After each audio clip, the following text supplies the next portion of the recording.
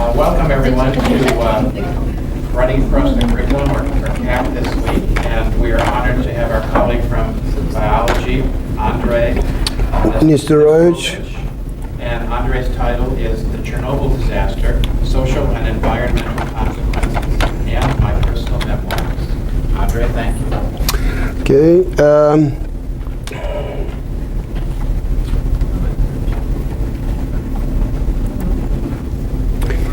So, good afternoon, ladies and gentlemen. My pleasure to present everything I know about this. Maybe you will pull out of me what I don't know, or at least didn't know before, so it's all right.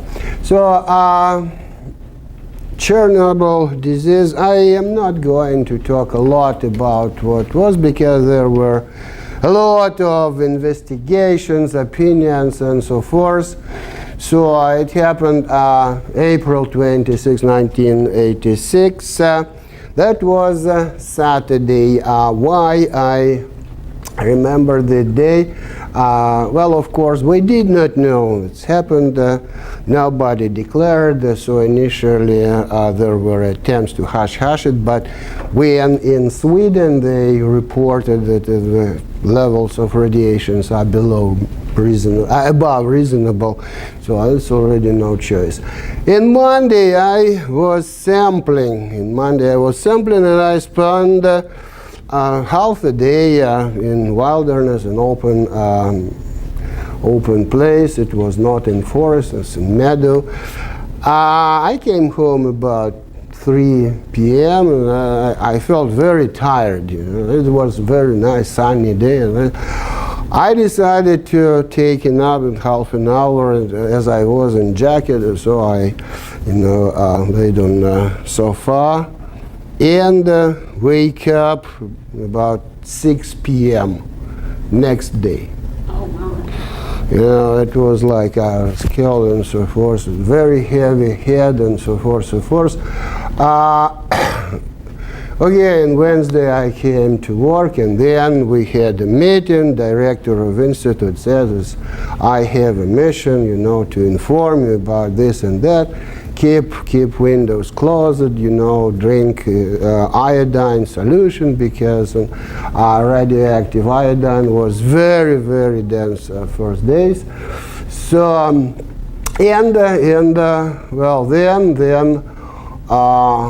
events started to develop. So there were 2 general explosions. That's after the first explosion. And shortly in May, there was the second explosion. After second explosion, it was already very destroyed. Now, as a result, a lot of radionuclides were, ejected, and iodine was actually completely disappeared soon, because half-life only 8 days. Strontium, cesium, they are a half less right now, according to half-life theory. Plutonium will stay long, as well as americium and other radionuclides.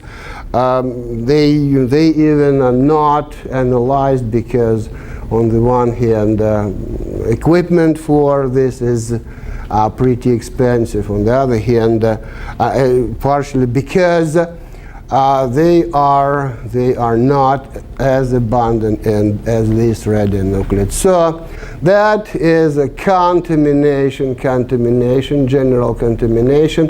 That was the first explosion. So as soon as wind was from southeast, So major contamination following territory of Belarus, that is station on Ukrainian territory. So second was practically completely followed on the territory of Belarus and a big piece of Russian Federation, and then less contaminated area, but waste territories and so forth.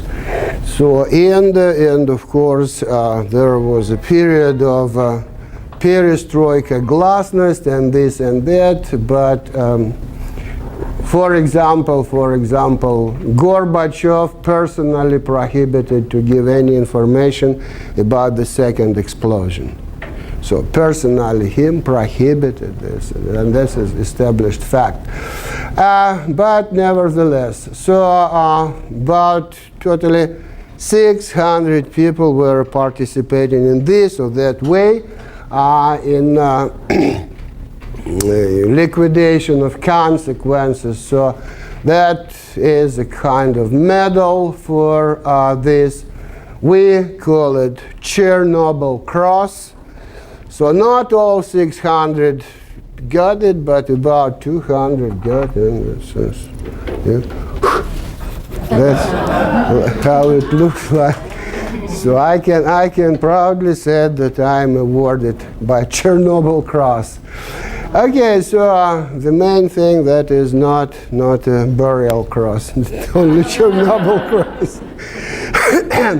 Now, let's go to details. You know, when authorities decided to disclose, because there was no any way to do so, it was decided to disclose and start evacuation. In the most contaminated territories, you know, there were guys, they've been coming there with buses, and they were saying, okay guys, you have 2 hours, and for each person you are allowed only 2 bags, period. And just imagine, you have a full house, you have cattle, you have birds, you have everything, 2 hours, 2 suitcases. If nobody knew anything. And I said, if you don't go, so you will die tomorrow, day after tomorrow, so chop, chop, chop. And it was in great disorder, so they were brought to new places. And then in literally couple months, appeared that these new places are more contaminated than previous, okay? Because nobody measured, okay? Nobody measured before, and contamination, as you can see, it's very, very spotty, you know. For example, they just were taken from this region and brought on the north or this, okay? And at this spot, it was just contamination higher than here. Can I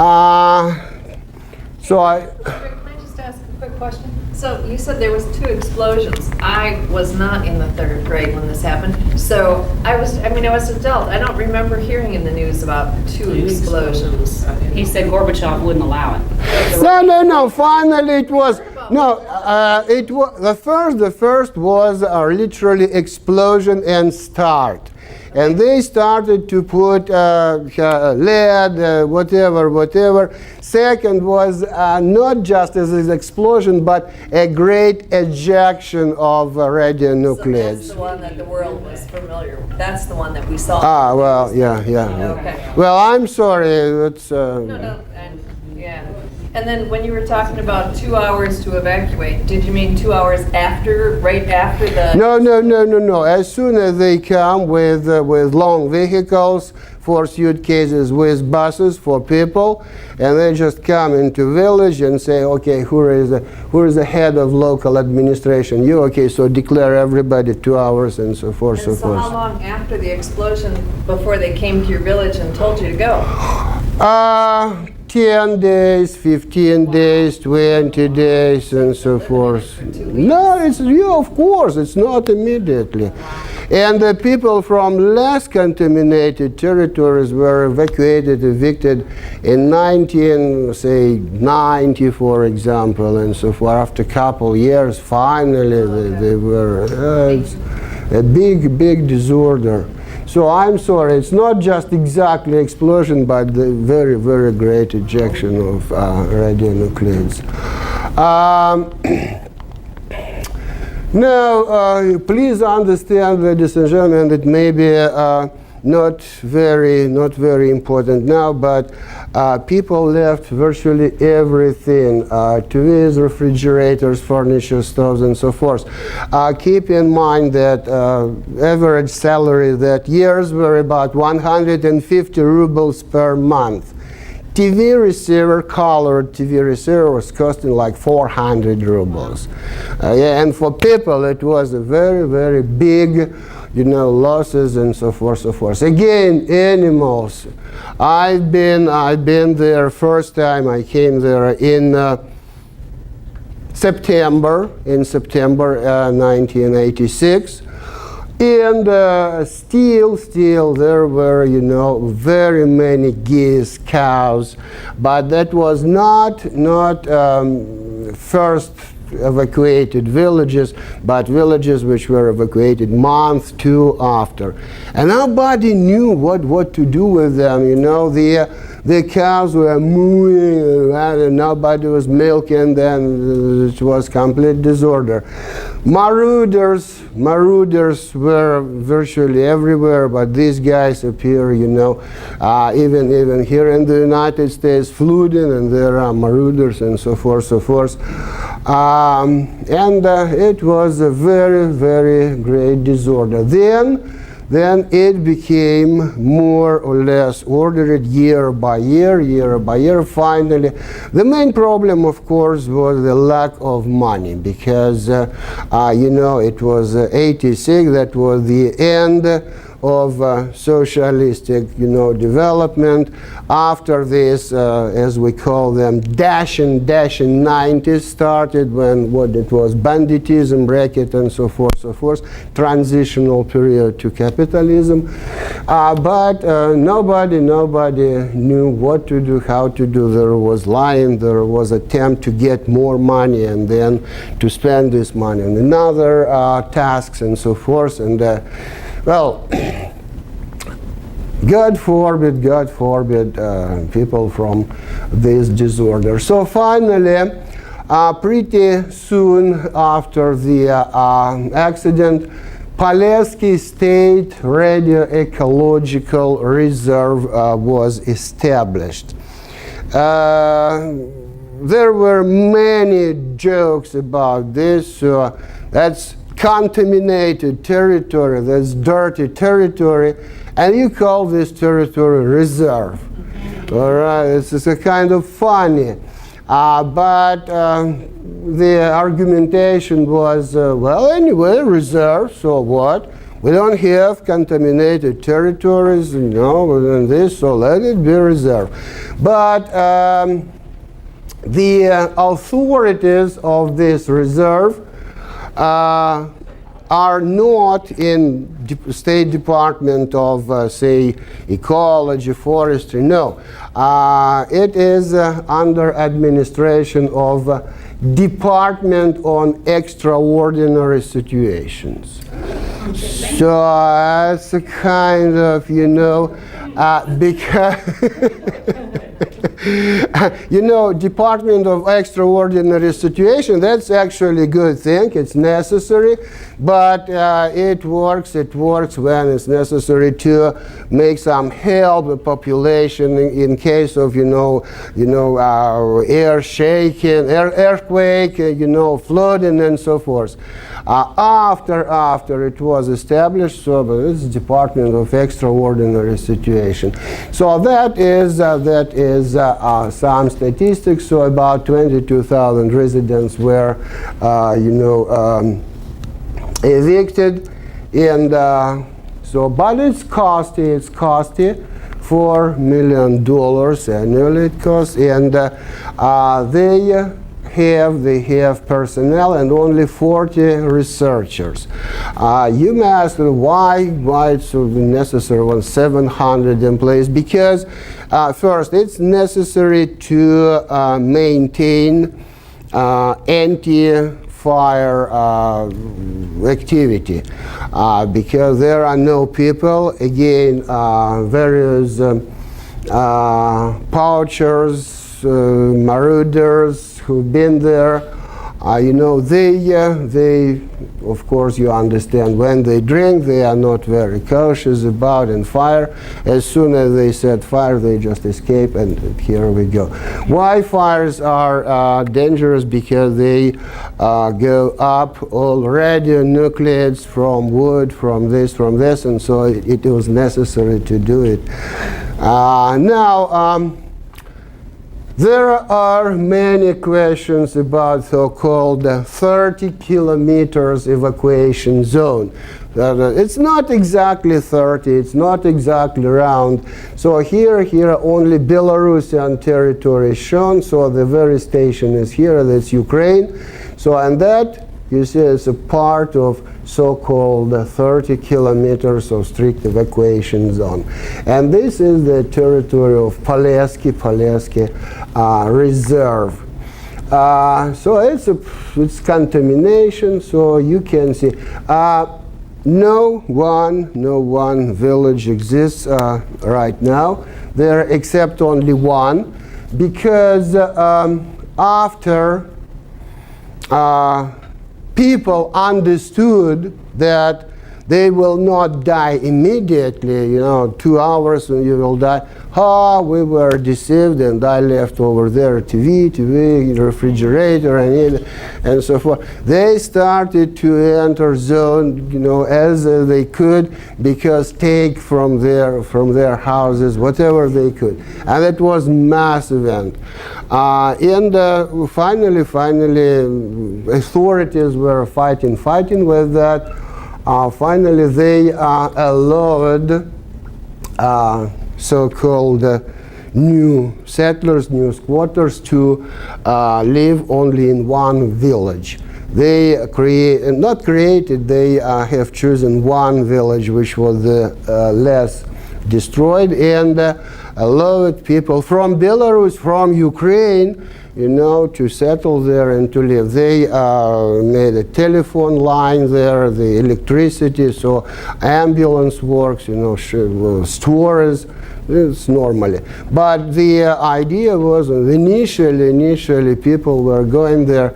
Militia, police was fighting with that, but how to fight, this, you are a policeman and I'm settler, so I was born here, you understand? So I was born here, I want to die here. But no electricity, no, it doesn't matter, I will live and so forth. So you'll get, shoot me, you shoot. And it's, you understand this conflict's permanent. So finally, but poachers, marauders, that was really first time I've been in zone. I've been, of course, it's maybe not very ethically, but I did not take anything. I was just coming and looking. It was very sad, books on shelves, everything, dishes, crystal in kitchens, but no people, no anything. Second time I went there in spring 1987, virtually everything disappeared. Nothing. Especially popular, there was a cutting of electric counters. Remember, the average salary 150, electric counter was 30 rubles, I remember. So you accumulated 5 counters, it's like month salary. It was. Now, of course, zone was fenced. Of course, there were signs, but still, it was very difficult to fight because of miserable salaries. Militia was very easily bribable. You gave bribe, okay, and so forth. Now. Poachers, you understand again, if you got say 10 pikes in one day, okay, you could sell them again for the cost of 1 month's salary. And as a result, we got the distribution of radionuclides around the entire republic. If you buy, and what interesting, the pawn shops started to grow like mushrooms almost immediately after the accident. There's a new, and so forth, so forth. If you buy electric counter, for example, it's not always you can opportunity to measure the radioactivity level and this and that. So, what did they do? They had initially, not in the first year, but in the third year, they took out agricultural land from activity. And it was craziness, contaminated territory, but there were tractors, there were people, they needed salary, collective farms. Okay, go seed. So they seed. Okay, then it grows. Okay, then collect the harvest. Harvest is radioactive, what to do? And the golden rule of environment protection, the best solution for pollution is dilution. Okay, so what did they do? They've been sending their products to clean area, Russia, for example, Lithuania, whatever. And it's pretty easy to understand. If you send them this portion of radioactive grain, they mix it with this portion of normal grain, so resulting will be below maximum. Okay, that's good. That's already below my system problem. But the total number of radionuclides is the same. That was the same was illegal collectors, berries, mushrooms. Again, it was very difficult to control. So that is just example of marodority in Pripyat. That was a small town where mainly employee of NPP were living. So that is cutting off radiators, okay, because of their cost on themselves and metal source. And that is pre-accumulation of ovens, okay, before they've been loaded and brought to some bazaars, whatever, pawn shops, and so forth, so forth. Here is example. That is the cemetery of Yuzhd in Chernobyl station. Mainly military techniques, because they've been using everything they could to protect people somehow from hard radiation. So there were tanks, APCs, whatever. So that was in the beginning, that was how it was look like. You see helicopters and so forth, so forth. That's how it looks now. So metal is still radioactive. Where it's gone? Well, and I will not give my tooth for this as truth, but when I've been surfing internet, and it's Google Earth. It's Google Earth, and this is Google Earth. So you can check it on your own. But information about disappearance of this technique started to go into internet like maybe a year ago. So, and that source of metal, the more Ukraine now doesn't have money, it is a big deficiency. I don't know where these tank APCs went, but you see the fact is fact. Now that's common tradition to establish these stones to commemorate evicted villages. So 344 were evicted, 232, and 432. And well, that's how it looks like. Very sadly to look at this and this, pictures in abandoned houses. Now that is formation of new type of biotope, abandoned villages. That's interesting because, well, what do we know? We know meadow, we know forest, we know river, lake. Abandoned village, that's new type of biotope for sometimes exotic animals. That is school, as it was stated. So all this created new types of biotopes. Sometimes, and I saw it myself, when you enter some house, you can see definite, indication that people were living or are living here. And that is the results of they are very aggressive, they are, this public, as they say, towerless public. They just shoot each other and so on. And nobody buries, because who? Now, generally main events, what's happened? Things we did not expect. Some things we expected, they were predicted, but some not. So first of all, initially there was great increase of synanthropic species, like pigeons, crows, whatever, because there were a lot of food, no people. For example, the barn with big stores of grain prepared to seed. So no people, so of course, whoever would come in here. But then, of course, as soon as predators started to feed on these animals, they got decreased almost to zero. But surprisingly, still, I was told that sparrows, for example, can be noticed in villages. Sparrows, it's typically synanthropic species, but nevertheless, rats are almost disappeared. Martins hunt them out, and so forth. And what's interesting, animals, as soon as they understood that there is no human, they started to master these new biotopes as abandoned villages and so forth.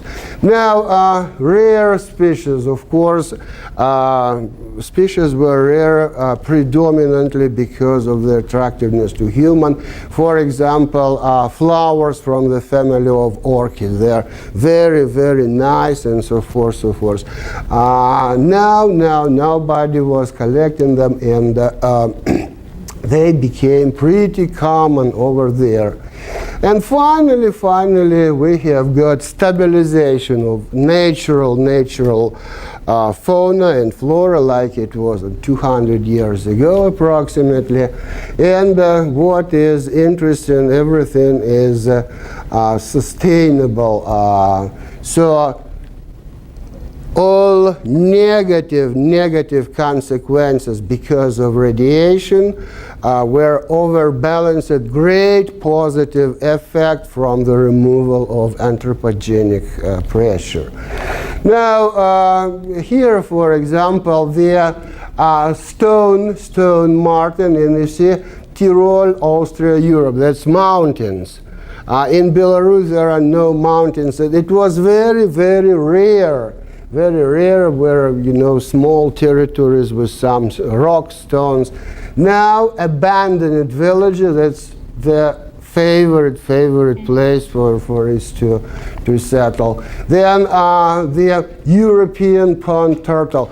I was not just exactly field biologist, but I've been many times in wilderness. I never saw it in wilderness. Now they are as usual as here in America. So I never saw even single one. So for example, floating fern, it was very rare, but now it's very common. And finally, giant puffball. That's, by the way, the species is the biggest mushroom in Europe. It's up to 50 centimeters. It's like this. So edible, by the way, very delicious. Now bears appeared there. That is orchid. very rare, okay, yellow lady slipper and very nice flower, and it's orchid in Belarus in 55 North, okay. Now, Przewalski horses appeared. Initially nobody knew because that is generally a horse, it's wild horse, and natural area is in Mongolia, but in Soviet time they've been brought into reserve Askania Nova. It's here on the south of Ukraine, okay, here Askania Nova. Somehow they crossed Ukrainian territory and came themselves in Belarus, so it was decided not to remove them, let them try, and they felt very well, they settled. So now there are two herds of them, okay, one is a little bigger, one is smaller, but they mastered, abandoned, you know, horse farms, cow farms. They live here themselves, okay, they rest there and so forth, so forth. So horses, wild but horses. And of course, you know, wild pigs. I must tell you what, they very like potatoes. They very like potatoes. Probably their favorite. And you see, that's what they do in wild. It's not potato field. They're just like, they use their snout like agricultural cultivator. So now imagine they came to potatoes plot somewhere in village. So they do it, they eat out, but remainders of potatoes, you know that if even small piece will go to this very well cultivated ground, it will germinate. And so now they have a kind of primitive wild pig maintained, you know, agricultural technique. They, of course, general harvest is much lower, but at least it's stable, sustainable. This is water chestnut. Believe it or not, here in Texas, people don't know what to do with that. It's invasive species. It's horrible. In my home country, believe it or not, that's in red data book. It's strictly, you know, protected and so forth. And this is its fruits. Boars also very like these fruits. Now, European bisons were brought. There are 16 units, and so it was not very long ago, and so far they just feed them during winter, you know, they just behave like cows.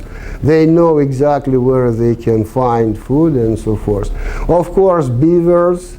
Well, there are many animals. They're characteristic for ancient European fauna.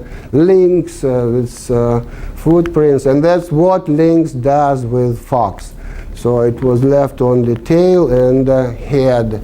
Wolves, of course, and badgers. Badgers, they're very cautious, and when poachers and marauders were abandoned, they've been staying in the forest. Then, and by the way, as to poachers, they disappeared literally during half a year. Rumors are, I of course I don't know, but rumors are that KGB, Belarusian KGB said that, guys, if you don't go yourselves, we will hunt you out, and so half a year, practically no marauders. Poachers, occasional poacher, they are pretty often, but marauders, no. On the other hand, there is nothing to steal anymore. So everything was stolen before. So, but badgers, they enjoyed abandoned houses, you know, as a new biotope, and they very like, you know. But anyway, poachers, you see, establish these loops, you know. Anyway, because badger's fat is considered as very effective medicine against, you know, burns and so forth. But you see, nevertheless, it's very nice landscapes. The only thing that they are radioactive. So now currently the air is more or less clean, and if you don't eat mushrooms, if you don't collect mushrooms, berries are still radioactive and very radioactive. But if you, because when I was being there first years, we of course were wearing respirators, and so now they work without respirators, and because the rule is if you don't eat there, if you don't excavate, it's still stabilized. So I cannot, not to say my gratitude. A friend of mine, I know their family, her husband, her kids, and so forth. Tatiana Deryabina, she was working last 16 years in reserve, so I had consultation, and great majority of these pictures, it's her picture. So that's pretty much it. Thank you, ladies and gentlemen. Maybe it's too long. Well, so now I'm open for questions. Yes? So outside of the first day that you experienced the tiredness and you slept into the next day, have you experienced any other health effects that you've noticed or attribute to that? I can. What are you talking about? I can tell you what the general health state decreased. I was not actually very often catcher of colds, whatever, but after Chernobyl, first 5 years, it was permanently. Then very strongly increased allergic reactions, okay? I was never sensitive to honey products, propolis, and so forth. But first time I tried honey after this, I almost died. It was very severe allergic reaction, and it stopped only here in the United States about 5 years ago. Now I can eat honey without without anything. Now, about other things, you see, it's very good question, because how to prove the relationship? You go to a Soviet-style doctor. A friend of mine, he was very often, much more often than me, he was visiting zone, and then his legs started, to be numb and so forth, and he started to use, how it is called, the kids. Cane and so forth. He came to doctors, okay, and so I've been in zone many times, so this is a... But you are a smoker! That's it! How to prove? Sure. So, well, maybe my health would be much better without Chernobyl. Maybe, I just don't know. So, yes? Well, along those lines, something that could perhaps be proven empirically, have they done comparative studies between human or animal populations close to versus far distance from? That's very good question. First of all, after Chernobyl, so we got finally better finance than before. And honestly, many people there, they just study zoology, botany, everything, okay, only in Chernobyl zone. And we have nothing to compare with, because intensive studies in zone, they gave us a lot of material, but we could not compare. For example, mollusks, there are special mollusk planorbids. They have the shell, okay, curled in one plane. You know what I'm talking about? It looks something like that, and in one plane. Okay. In Chernobyl, I found three times the same species. But it was like sheep horn, like this, not in one plane. Mutation. But earlier, I did not study them at all. So maybe it's because of this, maybe it's because of that. Now, I was expecting this question. So, what can we say generally? I had a kind of a friend of mine in Canada, and it was his idea, Andrei, why don't you bring samples of chironomids?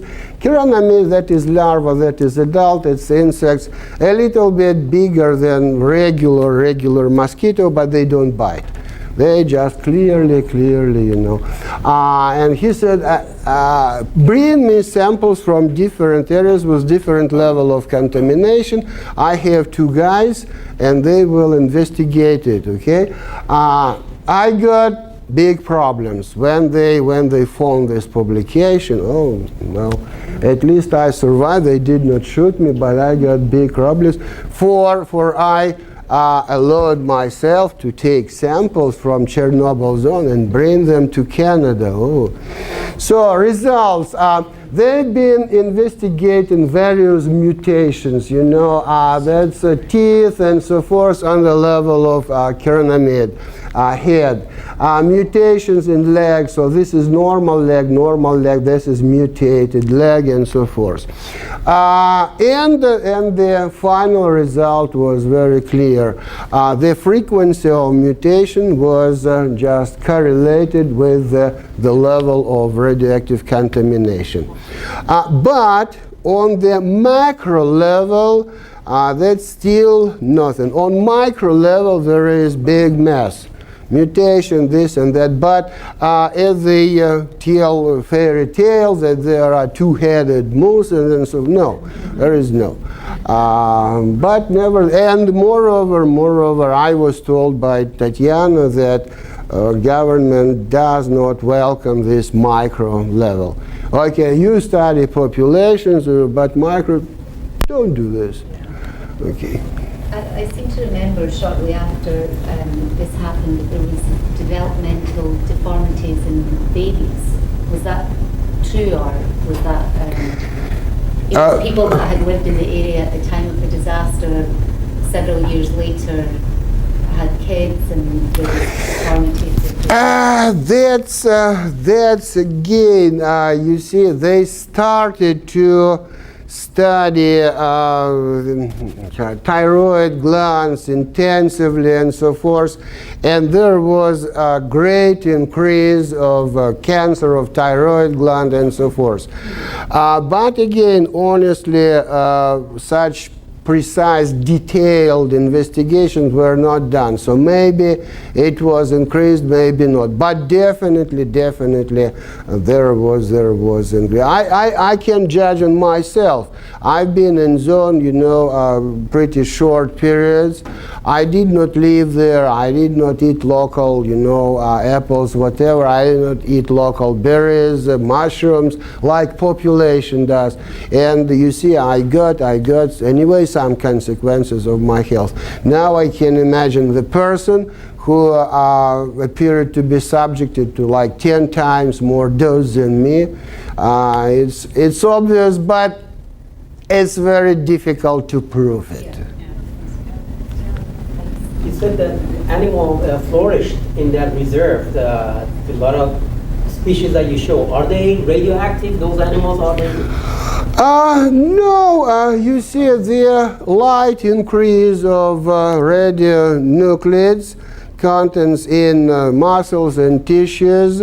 It's obvious, but you see for example, the background radioactive phone in Belarus, it's 15, 20 micro rentgen per hour.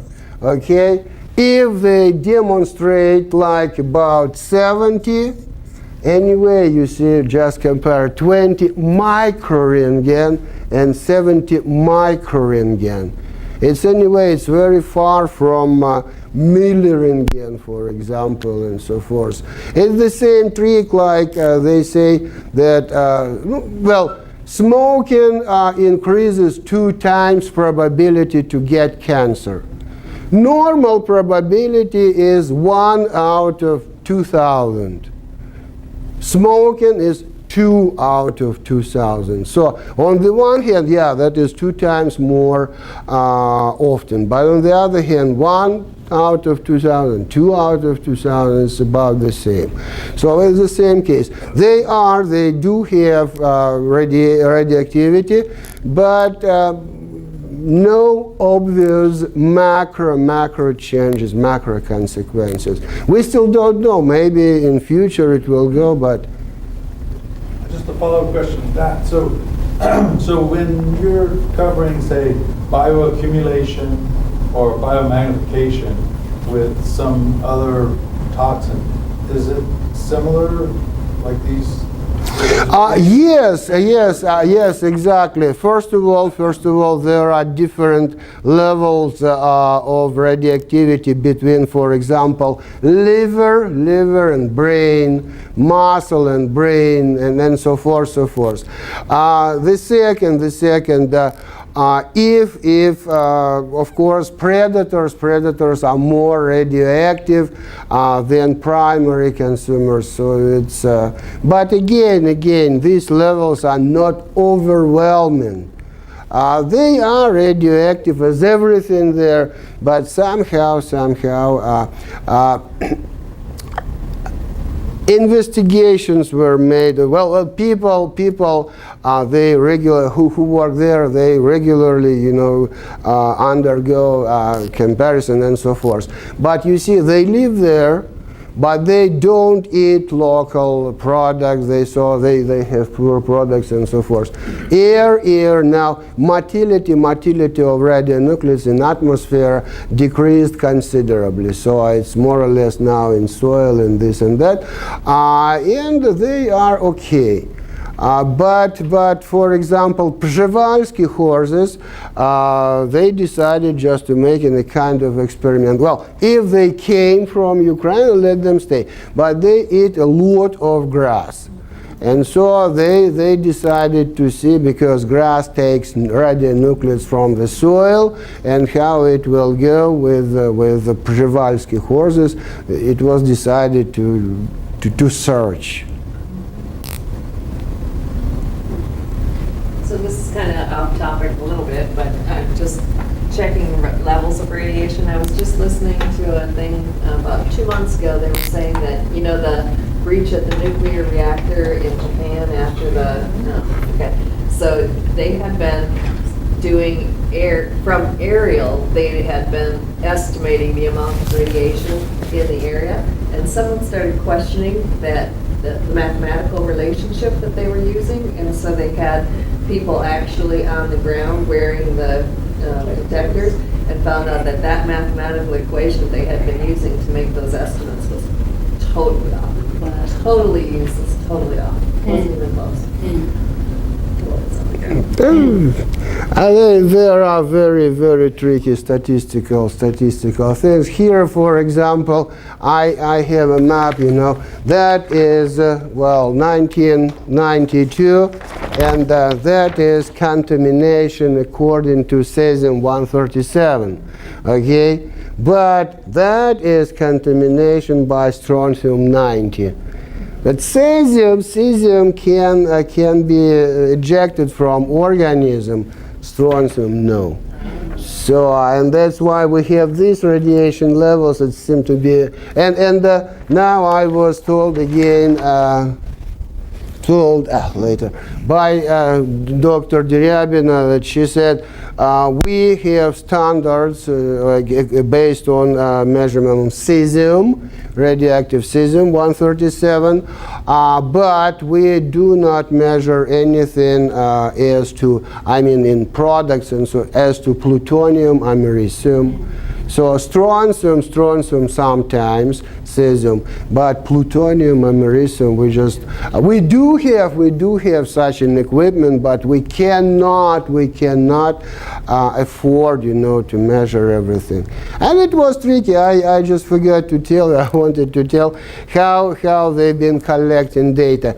We who've been working there, we had the kind of devices. It's a kind of a piece of pencil, completely sealed, no any window, no anything, so dosimeter is inside. Okay, so we are supposed to put them into the pocket and go. Upon returning, we've been putting them in envelopes. Okay, we're writing name. Okay, where we've been, how many days, and so forth. Okay, and then we've been given this KGB. KGB was re-enveloping them. Instead of name and so forth, they put in number 1, number 200, this and this, and they've been sent to physicists to measure the dose. As a result, and this dose was never told us. So, and as a result, physicists did not know where from these dosimeters, okay? We did not know how much did we carry. Of course, the Soviet people, they are enemy to authority. What did they do? They've been looking for the most contaminated places, and we're leaving this dosimeter there. Just to say, upon returning, but authority, the director and so forth, they knew, okay? And just to say, look, I've got this high dose of radiation, so you must compensate me and this and that. Well, of course, what statistic can we talk about? Nobody knew anything and so forth. Steve, do you have a question? I did. Two, I guess, and one goes back to biomagnification. When the initial species came in, the pigeons and whatnot, and then you saw the big influx of predators, and they made use of that food source, and then we saw this removal, or the drop in population of predators. It may be sublethal effects as opposed to lethal effects. So it could be with fecundity or with survival. So I think we'd have to look at those to see if there is bioaccumulation. And not all radionuclides bioaccumulate. Some do, but some don't. So that was kind of the question I was going to ask that was answered.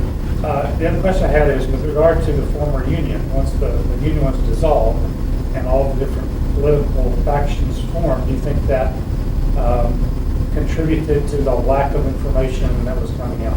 Because everybody's kind of circling in their own, Belarus is worried about Belarus. Mongolia is worried about how to say, actually there was Soviet Union, and we at that time did not consider that as this is Russia, this is Ukraine, this is Belarus. It was rather considered as this is that area of Soviet Union, this is like local peculiarities and so forth. But authorities on this local, anyway, they've been pretty reluctant to share this data. If it was mutually, like I will tell you this one, and you will tell me this, okay, then there was cooperation. But even under Soviet time, it was a kind of, human nature is human nature. Now it's again, for example, this existence of radioecological reserve. Ukrainian poachers come to there, okay, what to do with them? If, for example, Belarusian citizens just shoot, the penalty and so forth.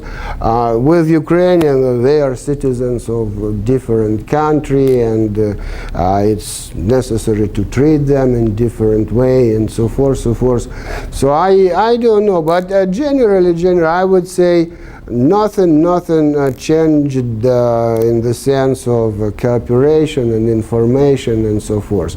Literally, earlier, there was a direct order from Moscow. You must cooperate. But when you are given order, forcibly, what happened? they've been pretending, aye, sir, but well, they've been doing their own business. And then this was reported to Moscow. That was reported as soon as together, but no. Yeah. Did you know anything about the artistic reaction to this? That is, poets, novelists, dramatists. Was there a flowering of reactions to this event, as there have been to disasters in other parts of the world? Well, there were of course a lot of novels, a lot of, and by the way, recent Nobel Prize winner in literature, Svetlana Alexievich, she is from Belarus, by the way. She has very nice novel about Chernobyl. Very nice. Well, Nobel Prize in literature. It's 1 year ago, last year, I believe, she got it. She has a very nice novel. Well, but she has novels about Afghanistan, Chernobyl, this and that. Then Ukrainian author, there were a lot of them. Of course, it's very horrible stuff about lying about this. Why actually it happened? Because you see, the administration of nuclear power plants, they've been a kind of in the state of competition between themselves, who will better report to Moscow the time this and that. So they've been making these risky experiments. They did not think that it can blow up and so forth, so forth. They've been thinking that, we will make this experiment. No one in Soviet Union did this. We will make it, and so we will report. So we will get premium and so forth, awards, rewards, and so forth. It's a stupid competition. And lying, and of course, it was material for novels, for everything. There were a lot. I just wanted to add something to what you mentioned and what Steve was asking about with the cooperation between I just saw a documentary on PBS a couple months ago where they were talking about the reactor number 4, which was the one that spewed.